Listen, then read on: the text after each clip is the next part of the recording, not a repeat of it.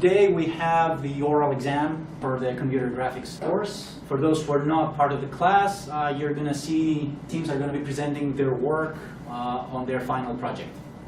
So without further ado, the stage is yours. Hey guys, I'm Angie and this is Sean. For our project we did 3D and 4D models of cubes, and as well as their 3 and 4-dimensional rotations. So I suppose the first thing we should try to explain is just what exactly four-dimensional rotation is, and the best way to do that is to sort of explain that we can't know what it's like. We're 3-dimensional beings, so we can't see what a four-dimensional movement looks like. We don't know what it would entail, but we can know.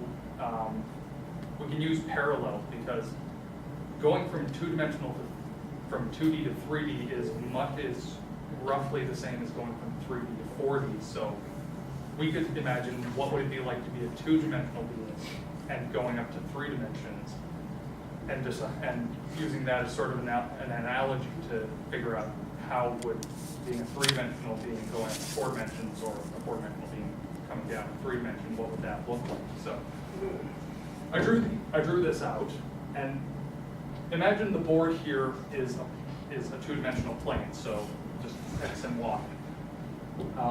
These are cross sections of a 3-dimensional object going through the 2-dimensional plane from various angles. Now, can anyone guess which object this would be?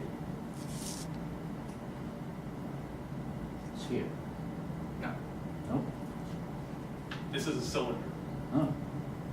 It's a circle. It's perpendicular to the plane, and it's just passing straight through. This is what would happen if you have your cylinder and it passes through parallel to the 2-dimensional plane. And this is what would result if you have a cylinder going through at a 45-degree angle. So now imagine you're a 2-dimensional being and you're seeing this shape. This is just a circle, but you're told this is the same object. So how is an object both a circle and a rectangle at the same time?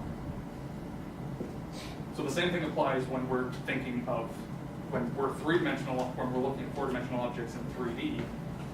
How is this object these various different shapes at the same time as it is something else?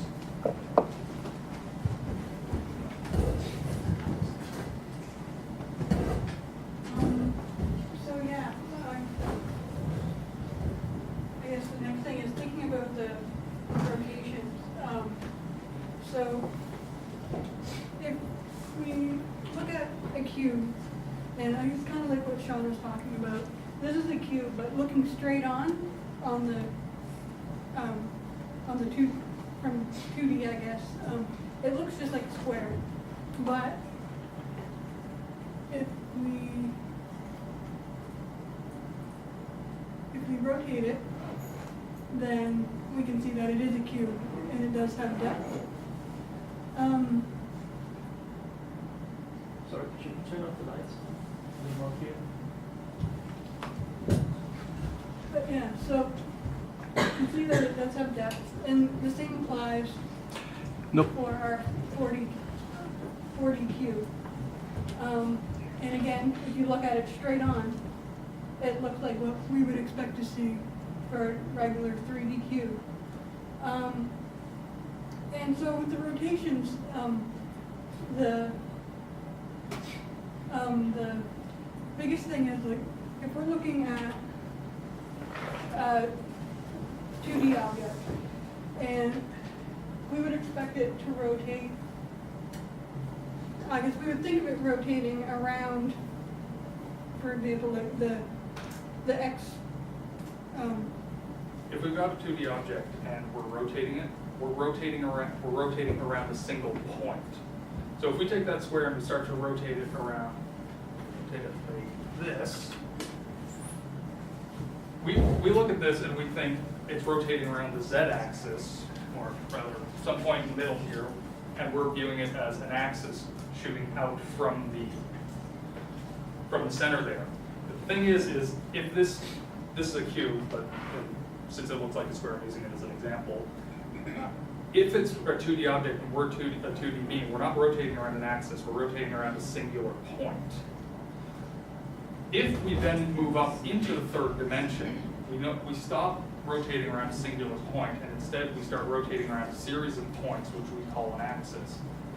The same thing applies when we go from 3 dimensions to 4 dimensions. We're no longer rotating around a singular axis. We're rotating around a series of axes all stuck together, which we call a plane. So normally we're rotating around, in 3 dimensions we're rotating around the XYZ axis. In 4 dimensions we're rotating around 6 different planes: the XY plane, the XZ plane, the XW plane, the YZ plane, the YW plane, and the ZW plane. Alright, so if we take a look at that, so we have our 4D object that's rotating around the Z axis, or it's the same as the XY plane. However, if we press that one, that's the YZ plane. Which object is that? Pardon? What kind of an object is that? This is the 4D cube.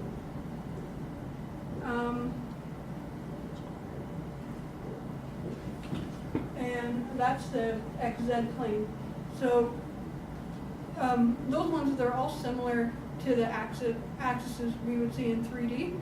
However, if we add the fourth dimension, we get rotations like that. And here it looks like a cube, but what's going on really is the inner cube is coming out and it expands out and then it goes back in.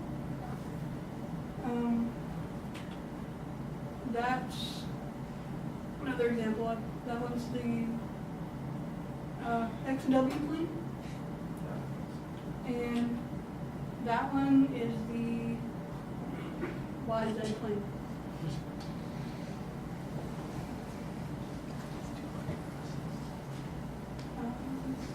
So yeah, and we can see the 3D cube in those rotations as well. So basically here it's rotating on the YZ plane, but since it doesn't have, or sorry, not the YZ, YW, since it doesn't have the 4th dimension, we don't, when it intersects, that's when it intersects that plane, or that axis rather.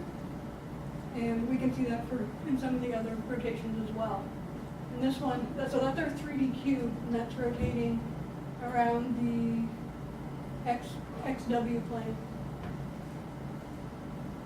And that one's the YW. As you can see, it's rotating, and figuring out the rotation in 4 dimensions is not easy, and we can't do it. What we can do is show you what the shadow of a 4-dimensional object would look like. Because you don't know what a tesseract would really look like. A tesseract is basically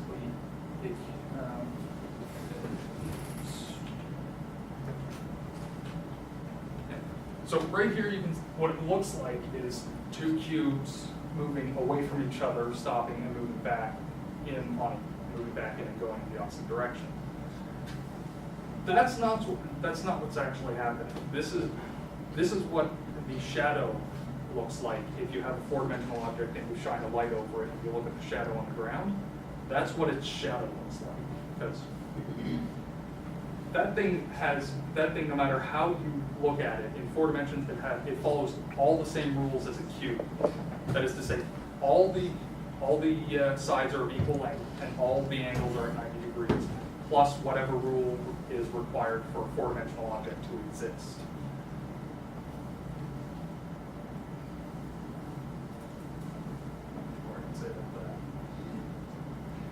Can you tell us why the cube that you had before appeared like a square? It was flat and look like a square? That's because of our implementation. We tried to use perspective projection, but it wasn't working, so we ended up using orthogonal projection. So it's showing up flat against the screen instead of going perspectively to the icon. Okay. And can you also tell us how you split the work between you two? For the most part, we got together and we actually worked on it at the same time, but we did split it up. Andrew took care of most of the UI, I took care of most of the math, and I tried to get the perspective camera working when I couldn't get it to work properly. It did work, but when it did work, it wouldn't let us do 4D rotations. It would just show up as blanks. Was there something else you took care of? Yeah, I guess I took care of a lot of the getting it working with the keyboard, so controlling the rotations and how it looks on the screen. Okay. Any questions for the team? Don't be shy. Well, thank you very much.